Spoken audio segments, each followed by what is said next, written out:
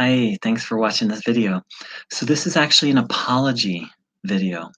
I was a close student, really I would say disciple, of Leonard Orr. I took him as my guru, and I taught people his teachings.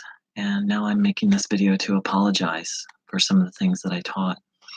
Specifically, I would like to apologize for teaching one of the main things that Leonard Orr teaches is that fire, air, water, and earth are the supreme healers. And he says that they can heal the mind faster than the mind can.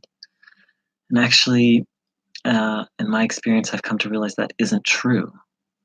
Fire, air, water, and earth can relax the mind, but they can't heal the mind.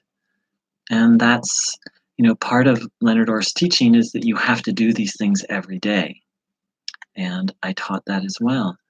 And the reason why you have to do them every day is because they don't actually heal the mind. They just relax it.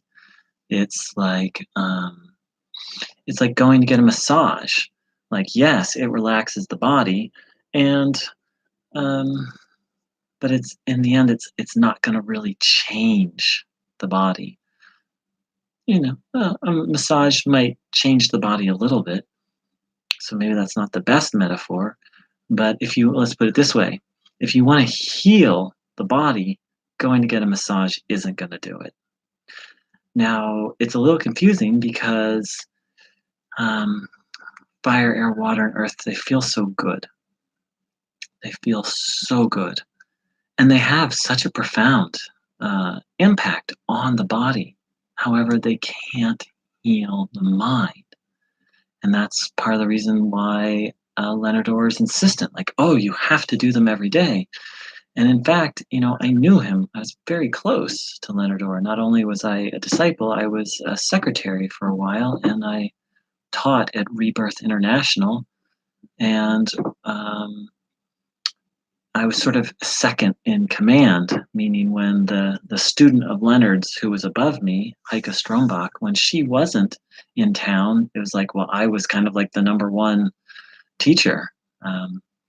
So, and so, on this path, when Leonard Orr isn't able to spend time with fire every day or take two baths, warm baths a day, every day, he suffers a lot. He suffers a lot. And so that's one of the problems with the path of fire, air, and water and earth. It's one thing to do them because they feel good. It's another thing to do them and become dependent on them. Because it's a really seductive path because it feels so good. Don't get me, I slept with the fire every day for months, and I took two baths a day and rebirthed every day, and and it's all really positive things, but it fundamentally can't shift anything on a spiritual level or on a mental level. Now, obviously, fasting all these things can really impact the body. But to say that they can heal the mind is utter insanity. And to say that you need to do them every day, I mean, you might as well say, like, yeah, oh, I need to get a massage every day, or I need to talk to so and so every day. It puts dependence completely outside of you, whereas dependence needs to be on God, not on a ritual, and not on a ritual that's materialistic, because that's the thing. Obviously, um, earth fasting, okay, that's not such a big deal. And air breathing, okay, that's good. But fire and water, which interestingly enough, those are the two that Leonard emphasizes the most. Fire is a material thing, and so is water.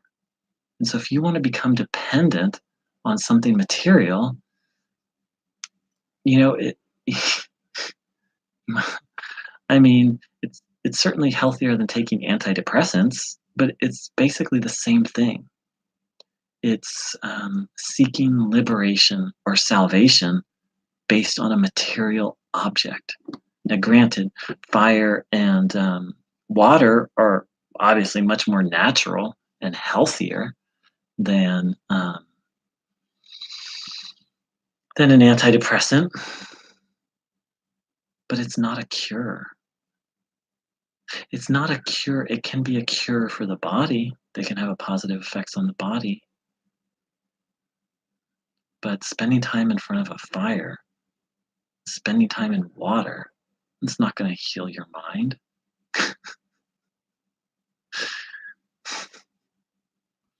Now, rebirthing is interesting because the breathing component, now that can heal the mind, but that's only because it brings in awareness and consciousness. And yeah, so that's one of the traps is becoming dependent on sleeping next to a fire every night and taking 2 baths a day. Um, let's see if there's anything. So yeah, I want to apologize for that. And then the other piece is well, there's actually 2 more pieces.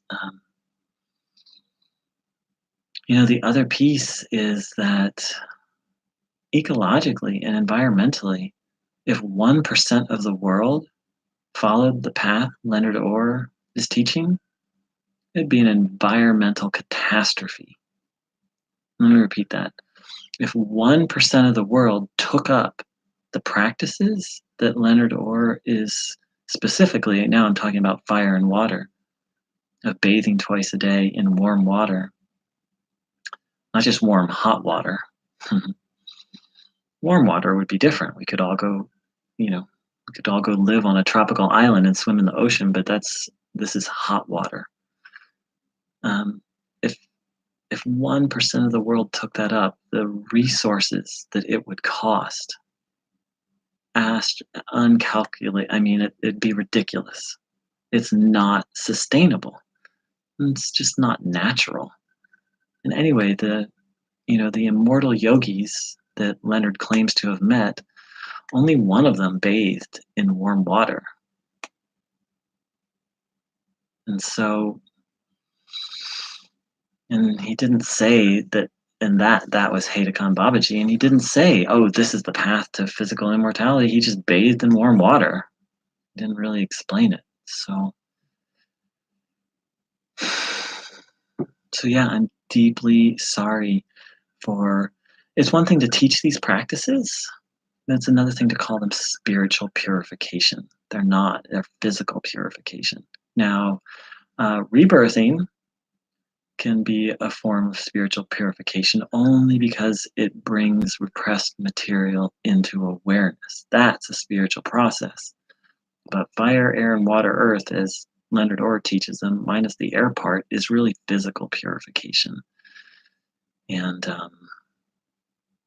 yeah, so I'm really sorry. And just ecologically, so harmful, so harmful. To encourage people to burn wood and to use up fossil fuels to heat water when this world is like on collapse from deforestation and burning of fossil fuels. I'm really sorry I did it. And yeah, thank you so much for listening in. If you have any questions, feel free to post in the comment line. Thank you. Oh, and it feels important to say this. My name now is Truth, and at the time it was Paul Burton. That was my legal name, and for anyone who's wondering, who is this dude? And I was active at Rebirth International in 1995 and 1998. I wish you all a glorious, blessing, miracle-filled day. And see that light behind me? Not that light, but the light is the healer. All these other things are merely supports for that. The light of God. Take care. Blessings.